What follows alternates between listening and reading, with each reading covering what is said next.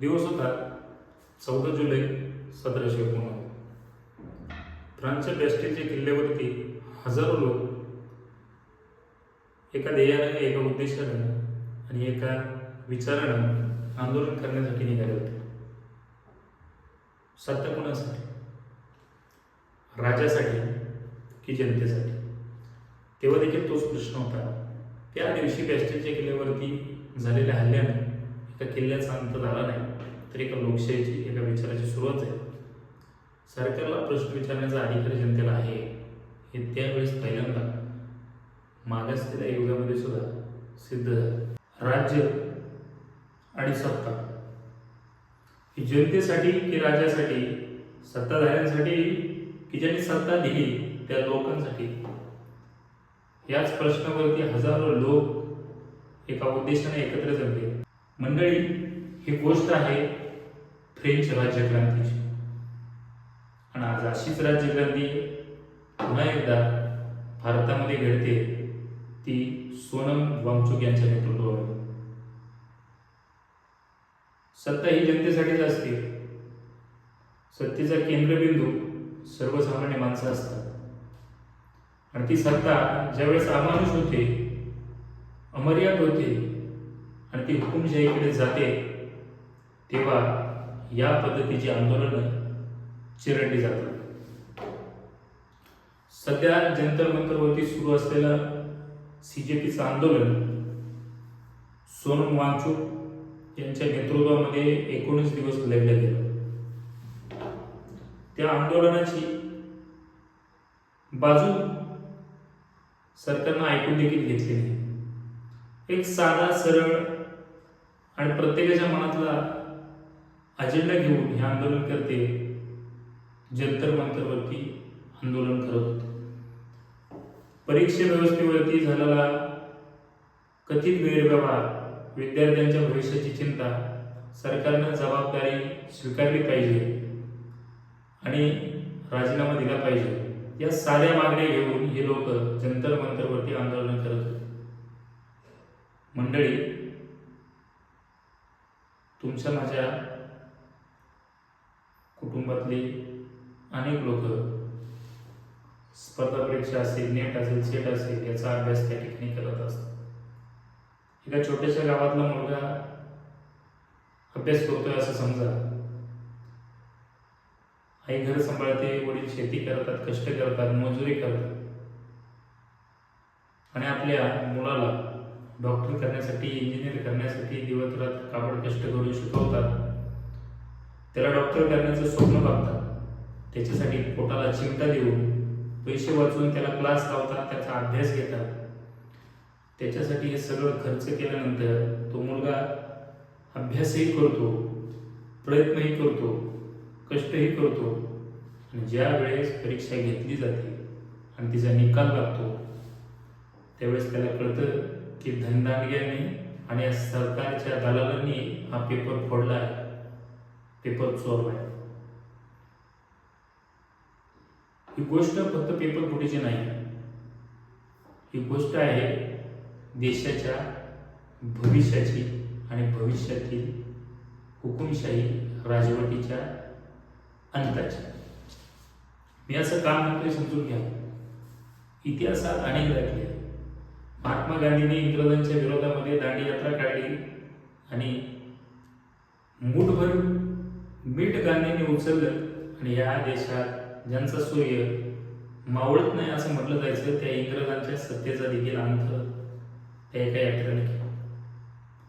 French राज्यक्रांतीचं उदाहरण घ्या. बॅस्टिलचा किल्ला पडला आणि लोकांच्या अधिकाराची जाणीव झाली. स्वातंत्र्य, समता, बंधुता हा विचार फ्रेंच राज्यक्रांतीने जगाला दिला. मंडळी, आज हे आंदोलन याच तत्वावरती उभं आहे. जर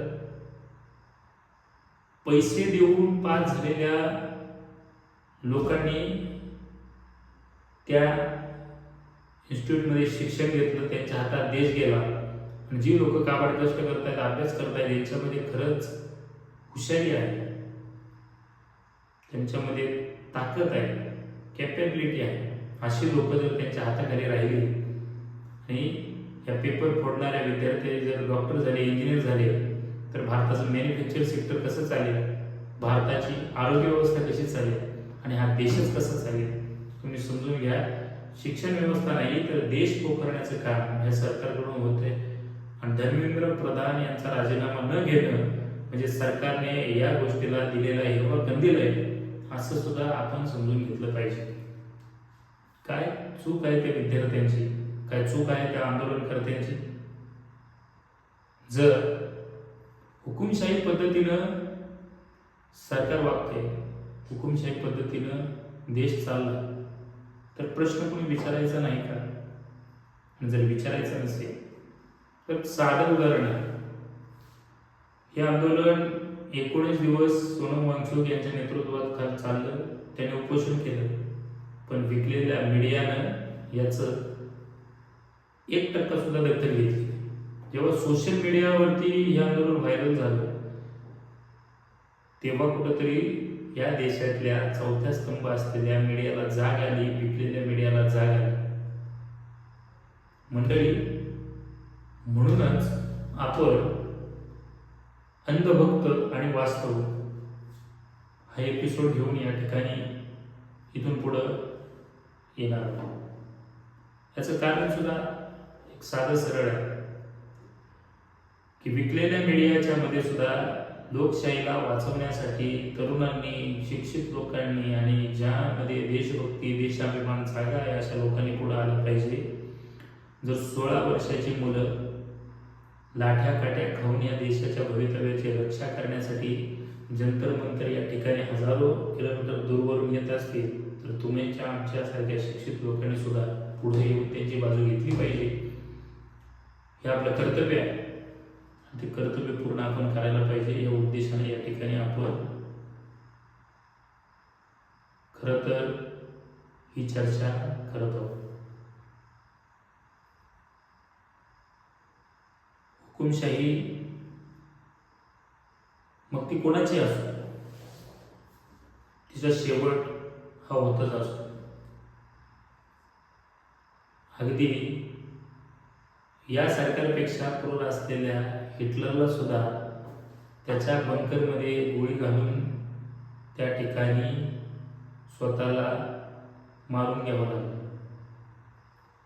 कर्नल मुलावर अली गद्दाफी सारख्या 40-50 वर्ष लिबियावरती राज्य करणाऱ्या राज्यकर्त्याला एका बंकरमध्ये लपवून उलटा टांगून लोकांनी मारला, याची सुद्धा उदाहरणं या जगामध्ये अलीकडे 2011 साली घडलेली घटना.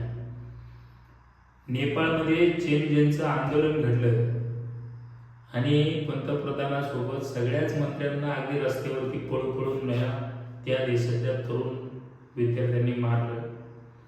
आणि आज अशीच परिस्थिती या सरकारनं सुद्धा तरुणांसमोर आणलेली आहे असं म्हणायला हरकत नाही. कारण तरुणांना त्यांचा प्रोटेस्ट सुद्धा सरकार करू देत नाही, त्यांचा आवाज दाबण्याचा प्रयत्न करते, त्यांना कॉक्रोच म्हणते. बेरोजगारीत आपण पुढे आहोत. आपला डॉलर 65 रुपयावरून 96 रुपयापर्यंत गेल्या 15-12 वर्षामध्ये घसरलाय. पेट्रोलचे भाव, कच्च्या तेलाचे भाव कमी असताना सुद्धा पेट्रोलची किमतीत दुपटीनं वाढ झाली. ज्या खतांच्या किमती, ज्या इंधनांच्या किमती गेल्या 10 वर्षापूर्वी 500-600 रुपयाला मिळणारी खताची गोण आज 2200-2300 रुपयापर्यंत पोहोचली. आणि हे सरकार फक्त जनतेची लूट करते आणि प्रश्न विचारल्यावरती ईडी, सीबीआय या गोष्टीचा वापर करून विरोधकांच्या प्रभावी नेत्यांना फोडून विरोधकांचा आवाज दाबते. जे विरोधक सर्वसामान्य असतील, ते आंदोलन करत असतील, त्यांना देशद्रोही घोषित करते, त्यांचं आंदोलन चिरडण्याचं काम करते आणि लहान सहान मुलांवरती लाठीकाठ्यानं हल्ला या देशामध्ये होतोय. खरंच लोकशाही जिवंत आहे की हुकुमशाही या देशामध्ये फोफावली आहे, हा प्रश्न तुमच्या माझ्या सर्वांसमोर असून उभा आहे. फक्त अंधभक्तांच्या मन की बात, अंधभक्त देश, धर्म, हिंदू खतरे में आहे या गोष्टी करून या देशामध्ये जातीमध्ये तेढ निर्माण करणे, लोकांना फसवणे आणि त्यांना हिप्नोटाईज करून कुठंतरी या देशाला खड्ड्यात घालण्याचं काम सोशल मीडियावरती सुद्धा मोठ्या प्रमाणावर होते. चॅनल तर विकलेलेच आहेत. चॅनलवाले नक्की मीडिया आहे की सरकारचे एजंट आहे? आज वृत्तपत्र स्वातंत्र्याच्या बाबतीत भारताचा कितवा क्रमांक आहे हे गेल्या 10 वर्षामध्ये झालेली घसरण बघा. सगळ्याचा त्या ठिकाणी अवलोकन जर केलं तर आम्हाला समजून जाईल की हा देश एका वेगळ्या दिशेने चालला आहे. असो, हे आंदोलन एका विचारानं प्रेरित झालेलं आहे. तो विचार या देशाचं भवितव्य सुरक्षित हातामध्ये झालं पाहिजे, गेलं पाहिजे आणि ते भविष्य सुरक्षित ठेवण्यासाठी तरुणांना पारदर्शक पद्धतीने शिक्षण मिळालं पाहिजे.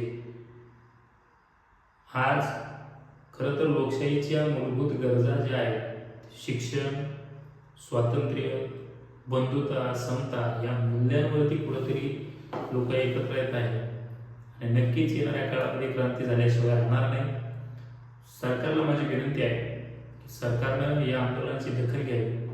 चिरडून मोडून हुकुमशाहीने वागवून लोक मागे हटत नसतात. जेवढा अन्याय होतो त्याच इंटेन्सिटीनं सरकारचं पतन देखील होतं.